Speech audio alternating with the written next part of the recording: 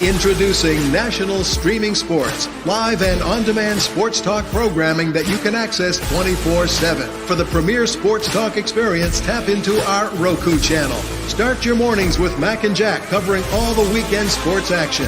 Then pour a cup and enjoy all the sports you can drink on the Coffee and Sports podcast. At midday, talk sports from east to west on the Coast to Coast podcast. Followed at night by some hot girl talk with Prim and Proper Sports featuring Sonia Pearson. Talk boxing on the Gloved Fist.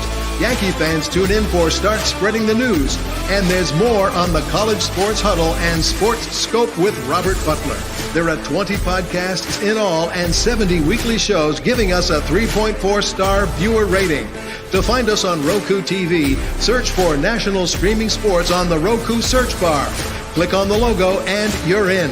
National Streaming Sports, live and on-demand sports talk for America. It just might be the greatest sports franchise in the history of sports. A place where legends are made, and there's always something to talk about. Get ready to immerse yourself in pinstripes. Start Spreading the News, hosted by Paul Semendinger and E.J. Fagan, a couple of doctors with a prescription for Yankee fever. And now, here's Dr. Paul Semendinger and Dr. E.J. Fagan. Get ready to start spreading the news. All right, ladies and gentlemen, welcome to the Start Spreading the News Yankee podcast, our first post-World Series beginning of the postseason podcast. Of course, you can also read tons of great Yankee information on startspreadingthenews.blog. You might notice I'm not wearing a Yankee shirt today. I'm wearing my New York City Marathon shirt. Here she is, the medal. I won. Well, if you don't count the 33,338 people who came before me, I won. But I ran 4:33:09. Not bad. I usually end up at about 4.5 hours nowadays. Not bad for a guy pushing 60, I guess. I'm on the wrong side of 55. I'm 56. So, hey, not too bad. But I only bring it up.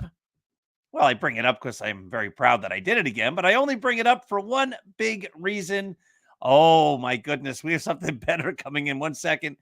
But I ran to support the Sesame Workshop.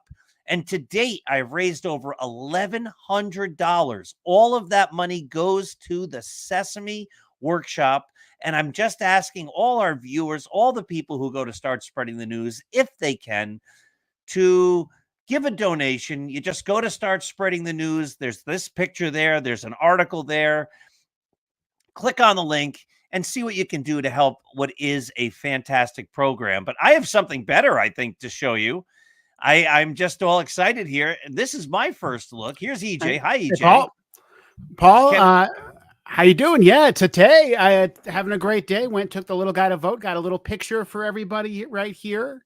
Look at this. This is this little Edward V Cinco voting today. Nice. He was the hit of the polling place. Everybody loved him. Slept the entire time in a nice long line and experienced his first election day. Nice. Paul, I'll tell you, if some people here may know, during my day job, I'm a political scientist, and I do a lot. I do my share of media. I do a decent amount of television interviews, mostly here local Chicago stations.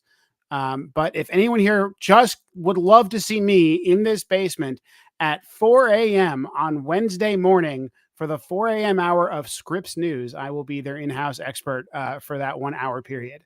So if you are up at 4 a.m. and you really want to see me break down whatever's happening during the election, there'll be plenty of me during that hour. So have fun. EJ, I never knew this. This is fantastic news. It's my day job. You're on local Chicago stuff. Yes, I'm pretty often. So this Sunday I was on one of the Sunday shows here in Chicago. I'm on the Scripps News a decent amount. I think the producers like me, and so they asked me about all sorts of stuff. So a decent amount of news. It's the job. I honestly hate it. Well, we here get to talk about some stuff for a while, get deep into it. I get to be my, kind of expertish self here on baseball.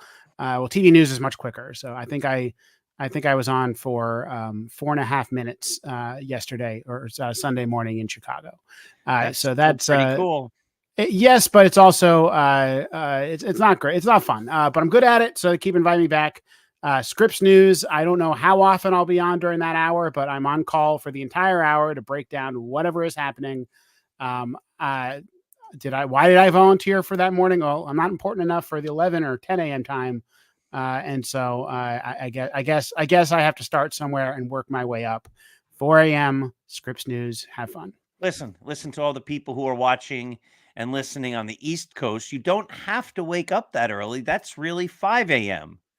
No, it's 4 a.m. East Coast time, 3 a.m. Central time. Oh, Which is why EJ, I was.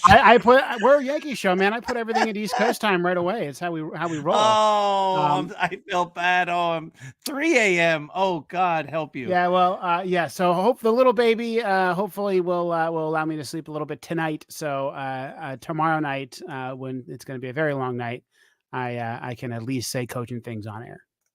Oh my goodness. Well, congratulations. I think Thank that's you. awesome. And just a quick, does Script News pay you more than we do here? No, they do not. They both pay me the same amount. No, you know something.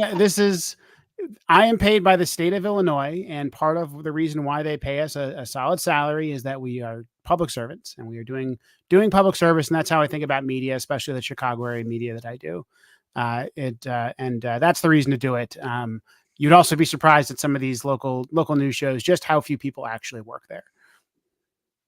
You could imagine. That's great. A little behind the scenes action. So, speaking of money and salaries earned that are not in the public domain, in the private domain, Garrett Cole opted out and opted in. It's Yeah. sort of like that song Revolution 1, the original from before they made it a little more hard rocky on the Beatles White Album. You can count me out in on the song Revolution. So anyway, tell me a little about Garrett Cole, the decision, and then we'll sort of speculate on where we should go from there. So Cole had a clause in his, if you remember the CC Sabathia contract, he opts out, negotiates an extra year in his contract. He's a Yankee for the rest of his career. Cole, I mean, the Yankees, when they signed Cole to that contract, remembered that and just decided to put a pre-negotiation into the contract where Cole this year could exercise his opt-out. And if the Yankees wanted to keep it, they could just add 1 year, $36 million into the contract. So instead of 4,144, it's 5,180. Cole a couple days ago or whenever the deadline was, I don't know, time is very long when I have a 2-month-old. Cole said, I'm going to opt out of the contract. And the Yankees had until tonight to pick it up. 5 p.m. Yep. Or else he'd become a free agent. And Cole could re-sign with the Yankees, but he would have a qualifying offer and they would have to negotiate against themselves or against other teams. And it appears that however that negotiation went, Cole just said, let's just forget I exercised the opt-out in the first place. So he keeps his original contract, $144 million for 4 years. They say they are negotiating an extension or they're talking about an extension, but the Yankees are in no obligation to give him an extension. He is under contract for the next 4 years. It's a little weird. I think that Cole probably couldn't have gotten that much money on the open market. He's 35 years old. I think he still looked good, toward the end of the year and during the playoffs. He looked great during the playoffs. But he still was injured this year, having an elbow issue and getting old. And, there have been some contracts for pitchers of his age. So Max Scherzer got a pretty big contract when he was 37, I believe. But that didn't go so well for the Mets. They actually had to pay some teams to get rid of him. And then he didn't really pitch very much during the course of that contract. Justin Verlander signed a pretty big deal a little later, right? 38, 39. These are both players who were really effective into their 30s. But I think that I don't think teams, especially kind of given the financial state of the game, were really lining up to pay Cole $180 million. And so they basically came to an agreement to just not change anything. I think that's great news. I think it's great the Yankees have Cole next year. I think it's great they don't have him for 5 years. They have him only for 4. I agree 100%. I have an article coming up tomorrow that basically says all of that. Now, the rumor is the Yankees are going to renegotiate or maybe add another year. anyway, but maybe not at 36 million. Of course, nobody knows that. But if I were the Yankees, I would just say, hey, no, it's all good. We'll see how we'll talk in 2 years. There's no reason to add that another year right now. No, and maybe they have like a handshake deal or something like that, but I don't think we're going to see much. Maybe that extra year lowers the average annual value of the contract. Maybe they defer some money. You can imagine ways that they finagle this a little bit. But I think from a fan perspective, all that really matters is Garrett Cole's a Yankee. He's going to be a Yankee for the rest of his career, or at least until he's very old. And I think he's still an ace. I think he was the best pitcher in the playoffs, period, for any team this year. And I'm glad we're going to get to see that again next year. Yes. Now, I still think the Yankees need a pitcher. So if I'm the Yankees, I'm still going heavily on Corbin Burns. You? I mean, that'd be nice. I think it really depends on how you can fill your other positions. Let's say you re-sign Juan Soto. It's going to cost at least $47 million a year.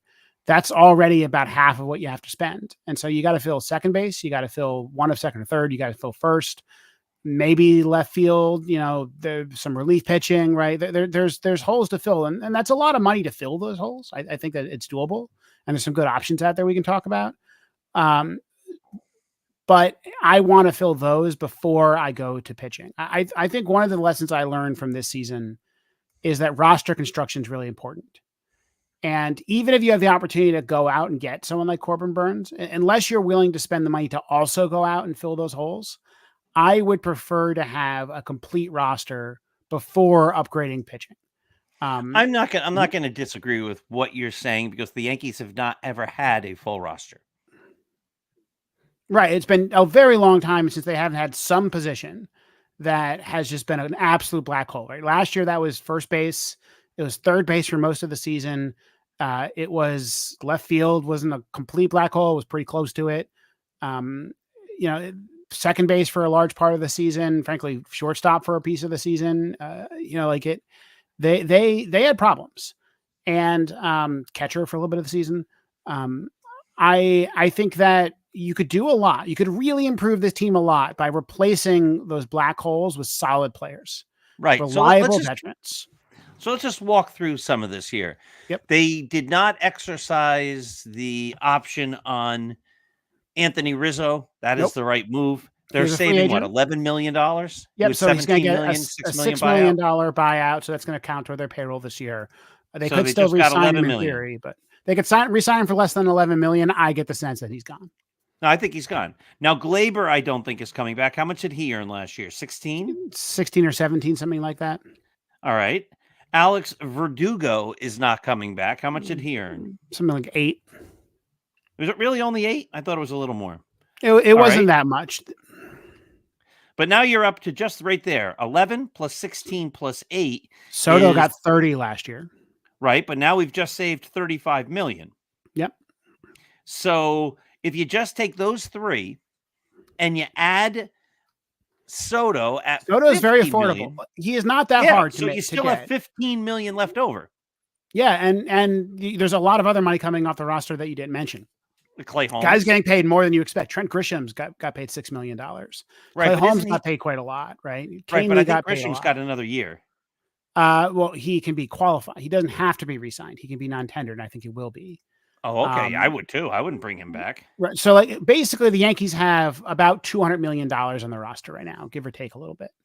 And they went up to 300 last year. That's probably where they would max out this year is my guess.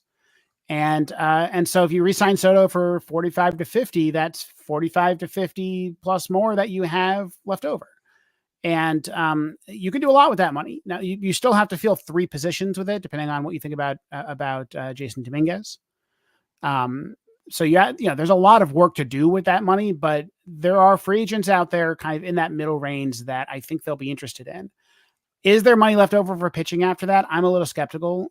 I think Corbin Burns is going to cost a lot of money, and had Cole gone, I think that would have been an easy pick. But I suspect that Corbin Burns is going to go somewhere else. I've seen speculation he goes to the Red Sox, which I hope not. Get him out of the division. But there's other guys out there too you could look at in terms of pitching. I think bullpen is where you got to put your pitching money, or at least All right, some of it. let me throw this at you first. Is there, and no one has said this. This is my own speculation. Mm-hmm. This is just my own question to you. Is there somewhere a market for someone to pick up Carlos Rodon? No. You think he's stuck on the Yankees? Nobody would pick him up.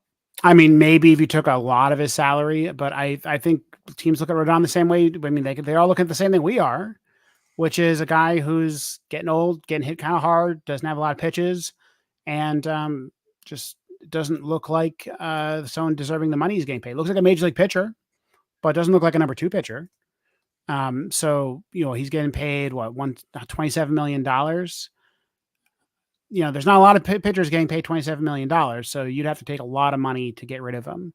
So maybe you can get rid of him for half of that, at least half, maybe more. I mean, he's healthy, which is nice. He pitched 175 innings last year. You think he's worth $16 million? I don't know. I mean, I think baseball is in a weird financial position right now. It's actually why the Soto contract is kind of a weird moment for it, because I think it's almost guaranteed that teams are going to make less money in the future than they've made in the past. Local TV revenue is about 20% of team revenue, more for the Yankees, because the Yankees have a very nice deal on the YES Network, and people don't have cable anymore, or at least are rapidly cutting the cord from cable. The Yankees make a lot of money in other ways, and so they can still make some money, but there's a lot of teams out there that can't, and big teams out there that can't. I think you're going to see a lot of trades to teams who are willing to take on salary, because local TV revenue for some of these teams is going away. I mean, there are a lot of teams who might have basically a 1-year contract with a bankrupt regional sports network. That's not good, and that means that I don't think a pitcher like Rodon gets paid $27 million. I don't know if a lot of teams may not be able to pay him $15 million in a way that 6-7 years ago, a lot more teams had more money flowing around. How about the Dodgers? I mean, I don't know if the Dodgers would want Rodon, and they're smart. They need starting pitching. There's a Japanese pitcher who is rumored to be coming over and has some control of where he goes, and probably will go to the Dodgers. Might be the best pitcher in Japan right now. We'll see. And I think the Dodgers have their own roster problems to deal with. I mean, they're also getting Ohtani back as a starter. I'm sure they made a lot of money in the World Series. Like the Dodgers are doing just fine. But I could see them getting Burns. I could see them making a big move like that. Rodon, I don't think they want our trash.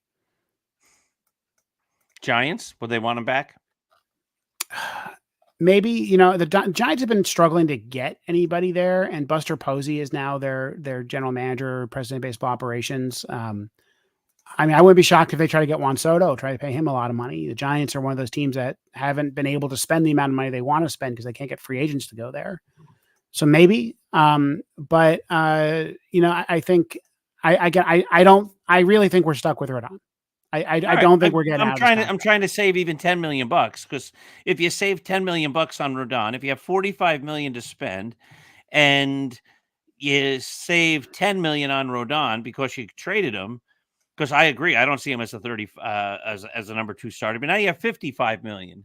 So if you give 30 of that to Burns, I don't know if he's a $30 million pitcher, but let's just say you do.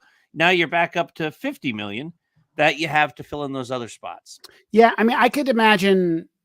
I don't think Burns, but like a Blake Snell or someone like that. If someone's a little bit cheaper, maybe the lack of buyers helps you a little bit with someone like Snell, who's good but not so good that you pay Burns money for. So I think that's a possibility, but I really think the Yankees have a lot of work to do, and that work does not. And I think that starting pitching is the lowest concern. One thing you saw, a commonality among basically all the playoff teams, is they didn't have a lot of starting pitching. The Dodgers didn't have a lot of starting pitching, and they beat us. I think that they beat us. I think it used to be the case that the rare commodity in baseball was pitching, and I just don't think that's the case anymore. I think there's a lot of pitching out there, and teams can kind of piece together a pitching staff in a lot of different ways. I think the rare commodity right now are reliable position players who can hit. in today's incredibly tough hitting environment.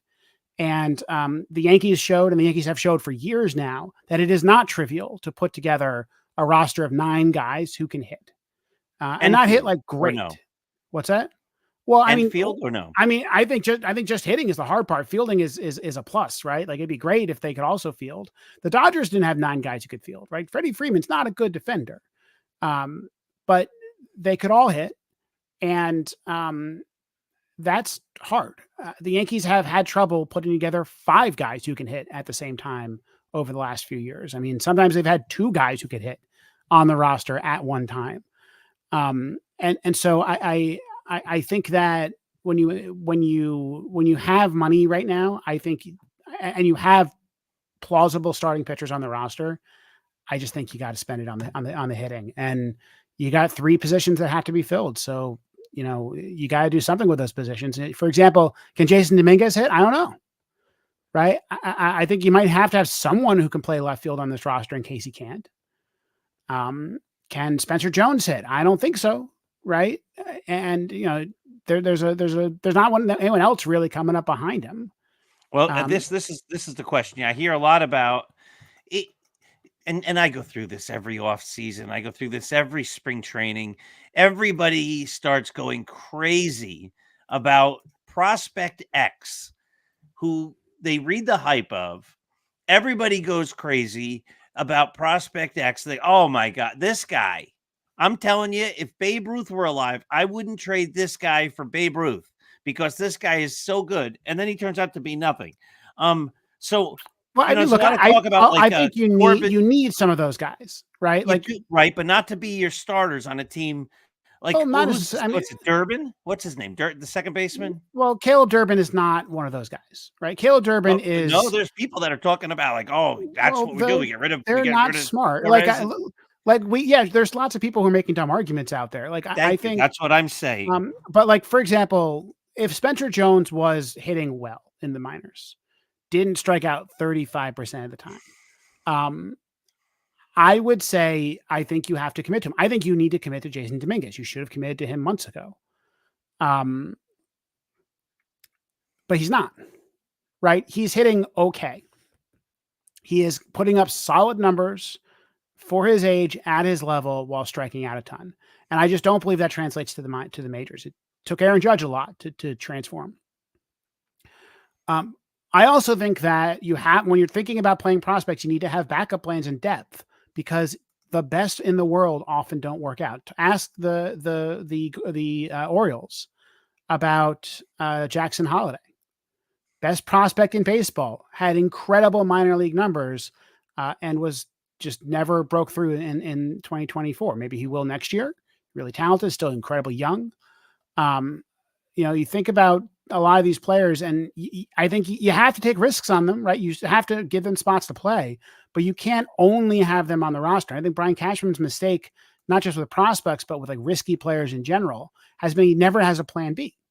So, you go out and you say, okay, Aaron Hicks, we're going to try you again this year, but if it doesn't work out, who's the option? And the option is, I don't know, Isaiah Kiner-Falefa or Oswaldo Cabrera, right? That's not the way you structure a roster. You say, okay, I'm gonna have DJ LeMahieu on my roster, but I'm also gonna go out and get a veteran third baseman like Donovan Solano to be my backup.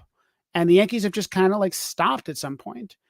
We're not even there, frankly. Like we have to get the first plan A's on the roster first, but also I think the Yankees should have plan B's. Caleb Durbin, I think, is a fine plan B to sit down at AAA until someone gets injured and then give him a shot. He probably would have had that shot in June of last year had he not broken his hand at a very bad time. I also think it's telling that, one, the Yankees never called him up. He basically, I think, is John Birdie is the way I think about him. And John Birdie came back, around the time he would have been called up. But also, like, no one seems to think he's a prospect. And like, the numbers are really good. And I have some hope just because he's so weird, right? He's tiny. He's fast. He's in the Arizona Fall League. He's stolen like 22 bases in like 10 games or something. Like he's got talent. He can play a lot of positions, not really any of them particularly well. Like, it wouldn't be crazy for him to be a real major league player. And I want the Yankees to give him a shot, but I don't want him to be their like opening day second baseman. That would be a bad idea, because if he's not special and weird and unique, then you end up with someone who's going to be well below replacement level at second base.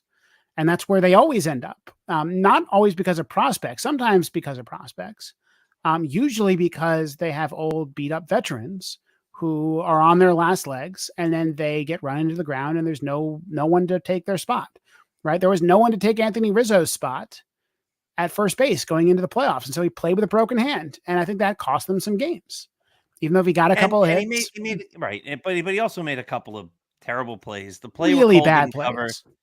But no one has talked. I've talked about it a couple of weeks in a row now on the other Dr. Sem show. On that play in game 1, when Soto's throw short hops Glaber. Now, number one, Glaber should have come out to catch the ball. You don't have to stand right behind second base. You go out as the cutoff man, and you go a little deeper in the outfield or whatever. But when that ball got by him, it ended up between second base and the pitcher's mound. And on that play, that's the first baseman's job. Yep. That's where he's supposed to be. And he wasn't there. And that to me was so telling. Like, where are you, Anthony Rizzo? What are you thinking? Your strength, your superhero of your whole career was being this tremendous, smart baseball player, this great guy who's on defense, who adds so much because he's such a heady player. And the Yankees lost that game in part because he wasn't where he was supposed to be. I agree. And I think, Verdugo, there's a similar story. There's a different story at third base with Chisholm, right? And not Chisholm's fault, frankly. There's a different story at second base. I think the story is Brian Cashman, right? And we've the ship has sailed. I wrote about why I think Brian Cashman should be fired. I've written about that a lot. I think a lot of the problems that we've been talking about really go back to him. Everything from kind of the organization's sloppiness and kind of lack of competitiveness sometimes, up to roster construction and those types of decisions. But it's the offseason. It started. He's under contract. It doesn't sound like he's going anywhere. Doesn't sound like Aaron Boone is going anywhere, though we don't have official word yet. And I just don't want to belabor those points because, normally we get knocked out long before the World Series. And so there's some time to reflect on those things. The offseason's now, right? MLB teams can sign players tomorrow. And so, this is the fun stuff. Let's have the fun. Let's talk about our new Christmas presents. All right. So our first Christmas present's Juan Soto. Yes. All right. So I made this argument, and then I'll ask you if he's going to re-sign, that happens by. I don't think you're going to see this drag off it like last year with Montgomery and Snell and all that into spring training. And it's going to get done way before then, I believe. But before we get your opinion on that, I say if he's not a Yankee, the fault for that is not Juan Soto. The fault of that is the Yankees not deciding to pay whatever it costs. I mean, yes and no, right? Like this is still, there is a number that's dumb to sign Juan Soto for. I'm seeing 13 years, $600 million, and that seems like a very smart number to me. That's a fine deal. It's the biggest contract ever signed by any athlete ever, I believe. It is better. I mean, I'm sorry, it's the biggest. I'm not sure actually. I know because I know that Ohtani's number was the biggest ever, but maybe that includes the deferred money. There might be some soccer players who've signed for a little more than that. It's a lot of money. It's $46 million a year, which is not crazy in terms of impacting your luxury tax and all that kind of stuff. And by the end of the contract, it won't seem that big. It'll still be big. But just regular old inflation kicks in over 12 years. Soto is young. He has a skill set that I think will age as well as anybody in baseball. Like if you ask me, like, who is the best bet to still be a productive hitter when they're 36? I think the answer is Juan Soto, right? Like Juan Soto has the eye, he has the balance, he has the power. I actually think that as he ages, maybe he puts on some weight, maybe he transitions to DH or first base. And I think he's one of those guys that would thrive then, right? Put a little bit of weight on him, a little bit of extra muscle, let him age, let him get even more experience and reps under his belt. And all of a sudden he's belting 50 home runs. Like I think that's very plausible for Soto. So I think it's a great deal, but I could imagine the Mets, Steve Cohen being like, I have $20 billion, whatever. Here, take $1 billion, Juan Soto. Take a 10% ownership stake in the Mets, right? Like there are contracts that are dumb, and the Yankees would be better off spending that money, right? So if resources are limited, if you instead of paying Juan Soto $70 million, you could get Corbin Burns and Alex Bregman and another guy, right? Like that's a different discussion. But as long as we're in the realm of nobody puts out the like non-business decision, I think the Yankees can benefit more from signing Juan Soto than anybody else. They need someone to play right field. Obviously Judge could also play right field, but then you need someone to play left field. And I think Judge is going to be your left fielder next year. They need a left-handed hitter. They know that Juan Soto works in the unique weirdness of New York. And they know that he and Judge right next to each other is a really powerful weapon. So here's my, like, I wouldn't trust any words out of anybody's mouth right now because this is all a business negotiation. Nobody knows. I make that point over and over again. My guess is Juan Soto has an idea of where he wants to play. And there's a point where differences in money are not the differentiating factor. So maybe he wants to, play in California. He liked playing in San Diego. He wants to live in California, and then he's going to tell his agent, get as much money as you can out of the Dodgers or the Giants or the Padres. And that's it. Maybe he wants to go back to DC. Maybe he wants to play in New York, right? Like he has a team. It sure felt like he enjoyed playing here. It did not feel like he never got into conflict with fans. He never got into conflict with the team. He seems to really have a good rapport with especially Aaron Judge. He went to the World Series, right? That's got to mean something. And if I am him and the money is the same, like I look at the dysfunction that's often afflicting the Mets and I'd say, like, do I really want to be there for 12 years? So I don't know. There's no one knows but him and his agent. And he's going to play coy to get money, as you would, right? You don't say, I really want to come back to New York, right? Because then the money goes down, right? That's correct. Dumb. And Scott Boras is not a dumb person. For that. Like, what are you going to do? And these guys are not the guys that negotiate, and these guys are not business people. They're baseball players. And so I'm sure Scott Boras said to Soto, just say, hey, I'm a free agent now, and we'll see. Yeah. Do the Yankees have a chance? I don't know. No, we're just going to see what happens. I'm sure they said just be non-committal. And so then the guy goes non-committal, and then like you're in Chicago, so you didn't hear all the radio and stuff. And, he's 1 foot out the door already. Did you hear that? He didn't say the Yankees have an inside track. I'm like, why would he say that? And none of those words mean anything. This is just filling airtime with stupidity. Yeah. Sports. One friend of mine used to do sports talk radio. His name is Pete McCarthy. He used to do stuff for the Mets. And I was talking to him about doing a show. And he says, I say, like, look, man, like I listen to sports talk radio. I know you're really smart, but like some of the stuff is just so dumb. And he's like, look, I can spend 2 hours prepping, talking about this really great piece of research from Fangraphs that I think is really interesting and really tells people a lot about baseball. And then I could go on the air and do that. And then I have 2 hours and 45 minutes to fill. Right. So that's why Benny from the Bronx gets on.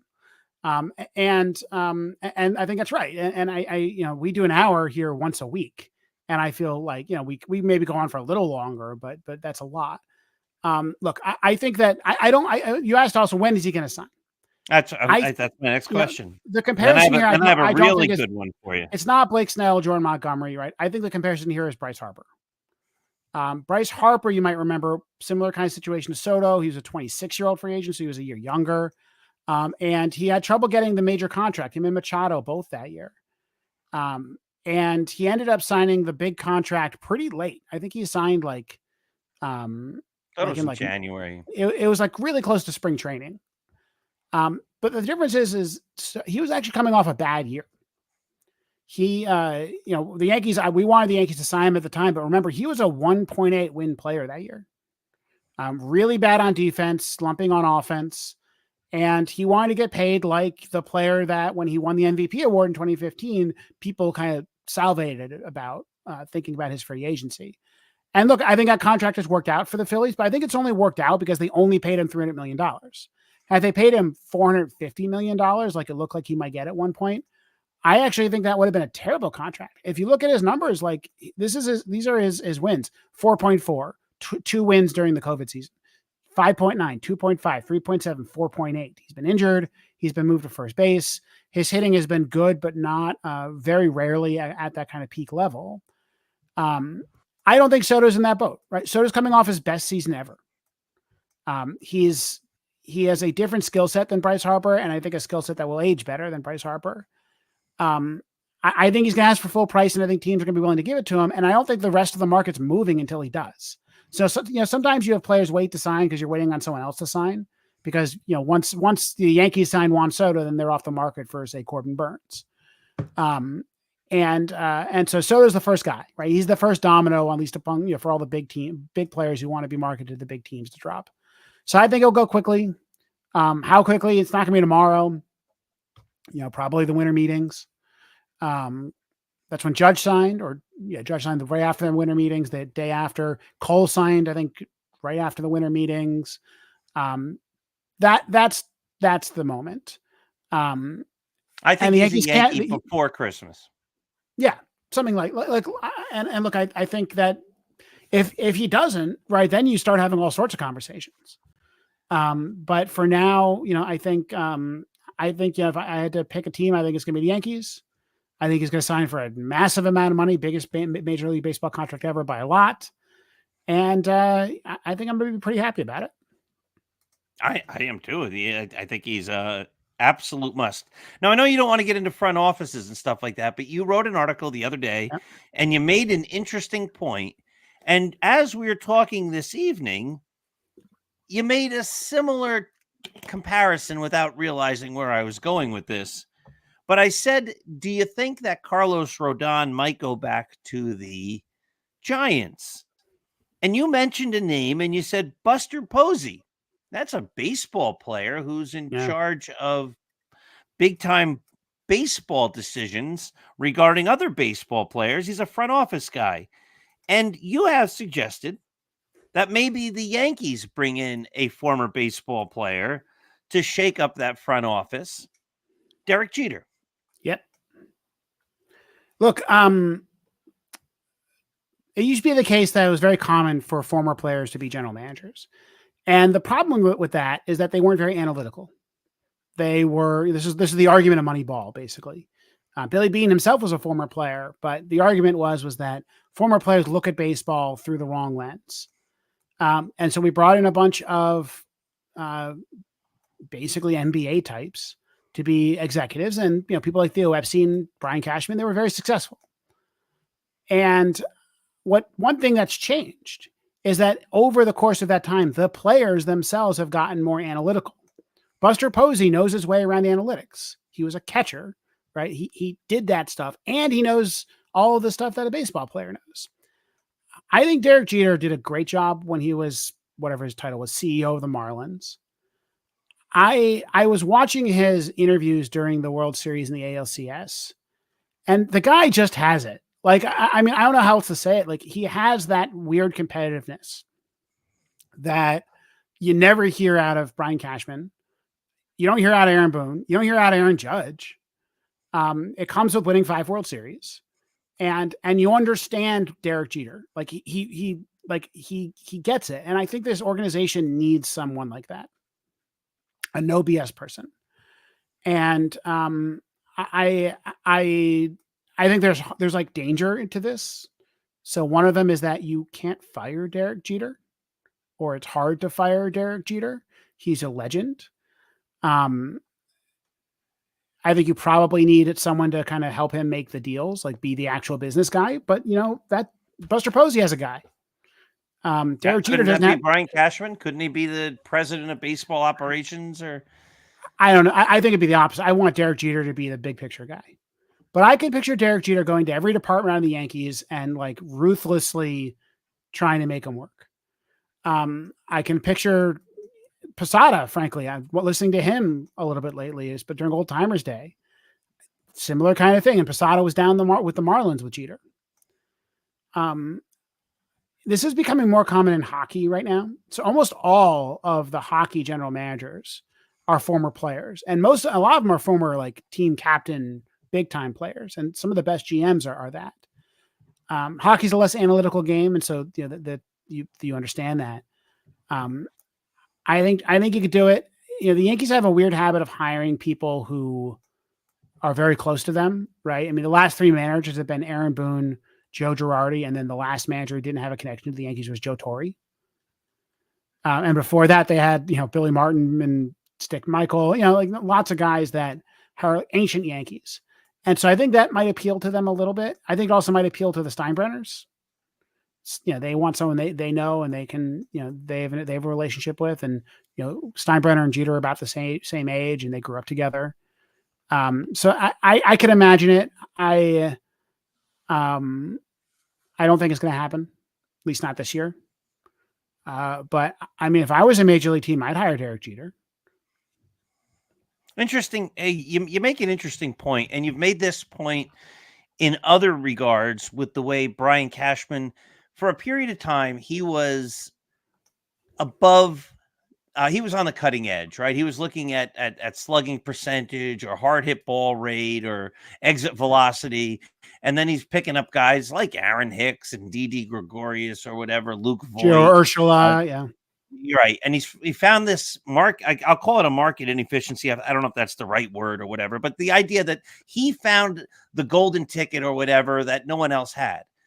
And what you just laid out, and then everybody caught up to him. And what you just laid out was really like the cyclical nature of business and smart business is you always want to be ahead of the curve. And there was a time like Al Rosen was a borderline. He was an all-star. Some people think a borderline Hall of Famer. He ran the Yankees for a period of time. A lot of the GM guys that ran a lot of teams were former players, as you mentioned. And then there was that switch to, oh no, we have to bring in educated guys. We got to bring in smart guys. We got to bring in MBA guys and all that kind of stuff. M, not N. And maybe that market inefficiency to give your team the edge over everybody else who's doing with all these analytic guys and looking at baseball strictly in that way is you bring in the baseball player again, who then looks at the team differently and gives you an advantage that none of the other teams have because they're not thinking the way that a baseball player does. Yes? Yeah, I mean, look, I think there's a best of both worlds element to it, right? There's something to the baseball player, a perspective that they don't have. I think the Yankees have been bad at executing a lot of those good. They may have really good insights, but it just feels like the organization isn't good at turning that into something on the field. And it feels like the Astros and the Dodgers and the Brewers and a bunch of other organizations are just better at that part of it. And, I also just think that one, right, you repeating my point about Brian Cashman kind of being a little bit behind the curve I think is right. I also just think that you do a job for long enough and you get kind of complacent. And I think Brian Cashman has the air of complacency. We're going to see a press conference next week, I think, or this week at the GM meetings. And, I'm going to write a blog post. What would I ask Brian Cashman at that press conference? I think the first thing I would ask is, can you respond to this fundamentals quote from Joel Sherman? There's an article by Joel Sherman right after the World Series that the Dodgers scouting report was basically that they can out fundamental the Yankees. The Yankees are really bad at that. Not that they're more athletic than the Yankees, but that the Yankees will make mistakes if you put the ball in play. And the Yankees don't hustle. So I wrote an article that was in a similar vein. Should Aaron Boone be back? No. Ask Mookie Betts. And here, I'll ask you. In that situation, when Cole didn't cover the bag and Anthony Rizzo went after the ball because it was spinning the wrong way in a less than aggressive manner or whatever, what Yankees would have run hard down the line knowing that was the third out of the inning and they just let a big scoring opportunity go and you'd still be down by 5 runs? I think here's the 3 that I think. Maybe, and I don't think any of them is a definite, but maybe Volpe, maybe Cabrera, and maybe Juan Soto. Nobody else, I don't think, runs hard down the line. Do you disagree? That's about right. Wells, I think is still a good runner. Does that kind of thing. But yeah, I agree. We've seen it feels like it's a cultural problem in the organization. It's not just the individual players.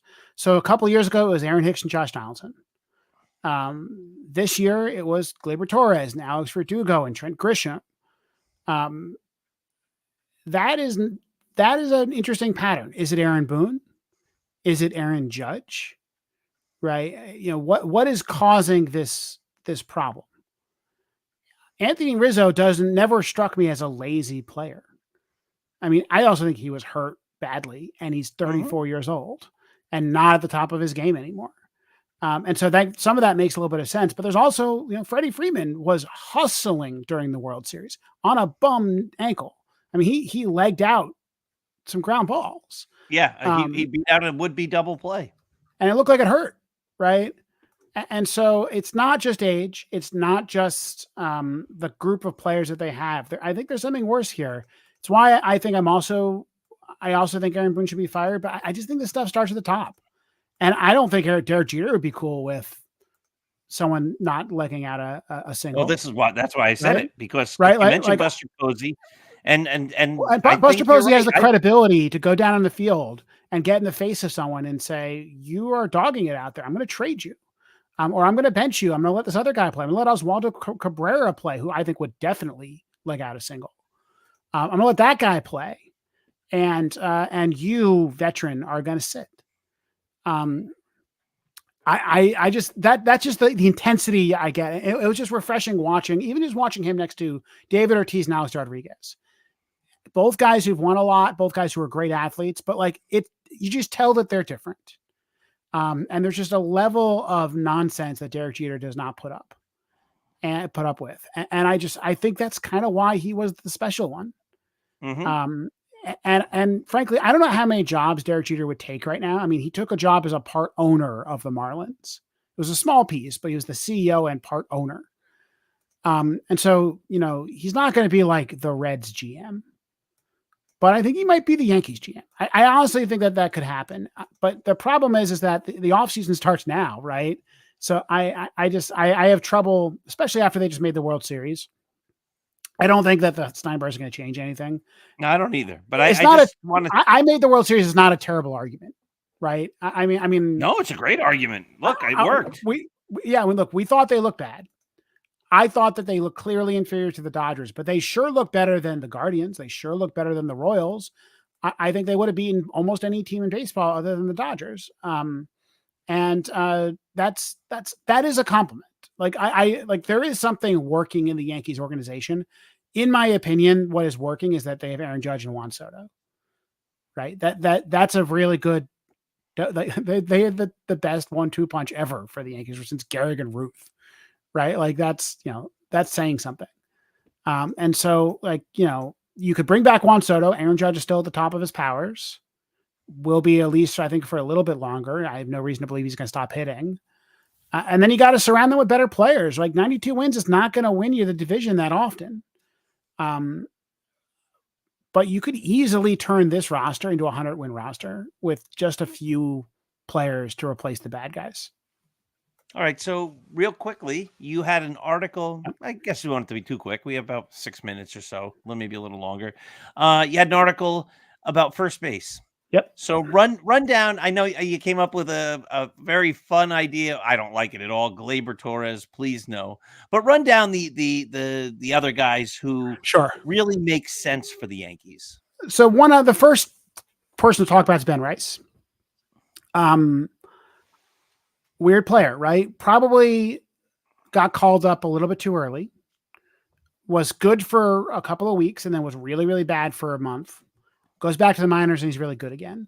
So does he have talent? Does he not have talent? Can he play first base? I don't know. I think that there's a pretty good chance that he can. And so if you, for example, want to spend money on, say, Alex Bregman at third base, maybe you go and you cheap out at first base with Ben Rice. I don't like it because I think there's a high chance that he is a complete black hole. Defensively, offensively, that you are desperate for a first baseman by May. There's some other guys, TJ Rumsfeld, Oswaldo Cabrera, that I really don't like as plan A's. I like them as the guy you call up if somebody's injured. And so I don't think they will go with Ben Rice. I think Ben Rice is probably trade bait. Because there's some interesting trades at first and third that you could talk about, but that's got to be at least something in the discussion. There's kind of two free agents worth talking about. One is Christian Walker, who is, in my opinion, the best first baseman on the market. Here, let me bring this up on screen a little bit for everybody here. Because the stats are worth looking at. So if you haven't heard of Christian Walker, Christian Walker was the Diamondbacks first baseman, and he was a kind of a backup guy who took over for Paul Goldschmidt when he left for St. Louis. And he is a very good player. So if you look at his last 3 years, over his last 3 years, he has an OPS over 800. He's 33 years old. StatCast backs that up. If you kind of look at his numbers, the square up rate's kind of scary. So he's a guy who swings hard and doesn't always make good contact, but when he does make contact, he does good things with it. Takes a lot of walks, plays really good defense, really good defender. So how much do you think Christian Walker costs and how many years? So we have two predictions. So the first prediction is from Fangraphs. So Fangraphs did their top 50 MLB free agents that went out today. And they predicted that Christian Walker would make 3 years, $51 million, $17 million per year. That's a very reasonable contract. I think that is a contract. That's basically the Anthony Rizzo contract. Yeah, that's Anthony Rizzo's contract. And Walker is a little bit I think just in a little bit better shape, is coming off his best seasons. I think it's a value. He's a 2 to 3 win player, right? He's not going to, be your best player, but he's a right-handed hitter. He's probably your 5 or 6 hitter at this next season. I think he solves a lot of problems for you. MLB Trade Rumors has a very similar contract for him. They think that he's going to make 3 years, $60 million. So a little bit more, but still very reasonable contract. It's a contract you could eat if you had to. It's not even like the DJ LeMahieu contract that goes on for a very long time. And I think he'd be a massive improvement to the team. He's good now. And there's really no warning signs in his background other than the fact that he's going to be 34. I wouldn't be shocked if he makes a little less than that. If teams don't have money to spend, I don't think there's going to be a lot of offers out for him. The Astros need a first baseman, but there's not a lot of other kind of big spenders that need a first baseman. Maybe the Mets. So it seems like people are predicting that he's going to go to the Yankees just because he makes so much sense. And that makes sense to me. He was a late bloomer because he was mostly riding the bench while Paul Goldschmidt was playing. But pretty much since the moment Goldschmidt left, he has been a top 6 or 7 first baseman in baseball. So I think that's good. And I think that I think there's a pretty good chance he's your first baseman. The other big free agent is a guy I really don't want to sign, and that's Pete Alonso. You know him, he's with the Mets. He hits big home runs. I think he's just overrated. Like he's 30. No, and he hit 34 this year. He only hit 34 this year. He's a big unathletic first baseman. They don't tend to age well. So he's been on a decline, right? So he hit 53 in 2019, and then he hit 37, 40, 46, and 21 through 23. His defense has been getting worse. He had a 788 OPS last year, like worse than Chaz Chisholm, for instance. So I think he's going to, for what he's probably going to cost, I don't think he makes sense. Like I think in a vacuum, I'd rather have Christian Walker. He's a little bit younger. So if it was a 4-year deal or something like that, 4-year, $100 million, like, sure, I'll take it. But that's not what he's going to cost. We have projections where he's at $180 million, 6-7 years. That's too much. That's a contract the teams are going to regret. But he's also one of those guys that you never know. He could maybe not have a job in March. If he's asking for that much money. So I don't want him. I think those are the two big free agents. There's some smaller free agents. Carlos Santana, old guy, been around forever, coming off a good year. Excuse me. How about the trade option? There's a trade option you put in there with the Rays. Yeah, Yandy Diaz. Something we haven't And talked he's about been linked with the Yankees a number of different at the times. deadline, right? The deadline that they were negotiating with him over him. He's getting paid $10 million. It's not a lot of money. Excuse me. It's not a lot of money. But you may have heard the Rays don't have a stadium. They might be playing at Steinbrenner Field next year. We'll find out fairly soon. They want to have their stadium situation figured out by December. It's actually something I'd love to talk about when we have more time, because it's kind of an interesting problem. Ethan's run a couple articles about where they could play and what are some fun ways to look at it. But I'll tell you my favorite idea. I've been looking at old baseball stadiums that should still have a team in them, and the old Fulton County Stadium in Atlanta is my pick. We talked about that. We talked about or Ethan did. I think the stadium in Montreal is still there. Yeah, but it's under construction. They're redoing. Yeah, the I roof. know. They're actually fixing the roof. That's kind of fun. Yeah, but that won't work. How about this one, Oakland? No, the Oakland has been ruled out. I think they've already signed a contract for next year. I like the old Texas ballpark in Arlington. There's I like a lot of these ballparks are being pretty lightly occupied right now. So like the old Atlanta Braves one is like has like a college football team in it. Right, but any of these things, Major League Baseball could figure out a way to move them. Yeah, I think one problem is can you fill those parks with an out of town team for 3 years? Like, I don't think the Trop is getting repaired. I wouldn't. Would you? No, I mean, they're tearing it down. In fact, I wonder if you can build the other thing quicker if you tear it down faster. Yes, but Yandy Diaz, really good, won a batting title in 2023. He's got kind of a Juan Soto vibe to his swing. He's one of those few guys that both has a high square up rate and has high bat speed, which is why he was so good that year, and just everything kind of clicked for him. Normally, he's more of like an 800 OPS guy, doesn't hit for a ton of power, but I think he makes a lot of sense for the Yankees, and I think if the Rays are going to trade him, a lot of teams will be interested in him. So you might have to give something up. But the Rays are a team that, they might be interested in a league minimum player like Ben Rice or Oswaldo Peraza or a couple of guys like that, and have shown a willingness to trade a lot of their guys. So I think Diaz is a pretty good bet, and I think he's your leadoff hitter. He's your replacement for Gleyber Torres there. Bad defender, right? That's one thing. He's just not a good defender. He's under contract for 2 more years, so this year and next year. Which I think is really good, right? That's your sweet spot. 2 years, he's good for now, and then maybe you get rid of him once he's no longer good. He's also, I believe, a lefty masher, which the Yankees need. So I like him a lot. There's other candidates out there, but I think those are all the big ones. I don't think there's any reason that the Yankees can't get one of these guys. They should not have to settle at first base. They might have to settle at third or second. Like, there's not that many names out there. There are names at first base. And these are, even if you got Pete Alonso, like, that's a safe name. Like, he's going to be fine, at least next year. It's not a safe contract. It was a big contract. Christian Walker is going to be fine next year. I really don't want to see them bring back Anthony Rizzo, DJ LeMahieu. I mean, that would be a disaster. And I really think that Ben Rice is too risky. I think Ben Rice might get traded. Now, another person, not that blog post, on my podcast, Tim Cable brings up the idea of Vlad Guerrero Jr.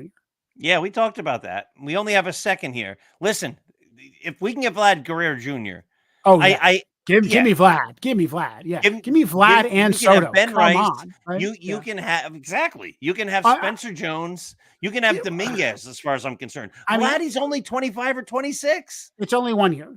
So, he's going to get a worse package than we gave up for Soto. And we gave up Michael King, who was a risky starter, but turned out to be very good. We gave up Drew Thorpe, who was a solid pitching prospect, who frankly isn't very good. And we gave up a bunch of scrubs. But Drew Thorpe is one of those names. And we gotta have to wrap this up here in like 20 seconds. But he was one of those names. Oh my God, they got rid of Drew Thorpe. What were they thinking? Like, he got Juan Soto. People just go crazy about these guys they've never seen. Well, I will say Drew Thorpe got the Padres Dylan Cease. Right? Correct. So, He was part of that next trade. But I'm and just frankly, saying, like, Michael people get King, like Dylan outraged Cease over and Michael players they King, never saw before. Dylan Cease and Michael King was a pretty good return for the 1-2. Padres. So It's all good. All right, EJ, we did it. Top of the hour. I was going to suggest we go a little shorter today because I'm a little tired after running the marathon. Hey, my dear friends, go to Start Spreading the News and click on the picture of me and Elmo and give a little to Sesame Workshop. It's well worth your time. We are overtime now, so thanks for watching. Have yourselves a wonderful and terrific week.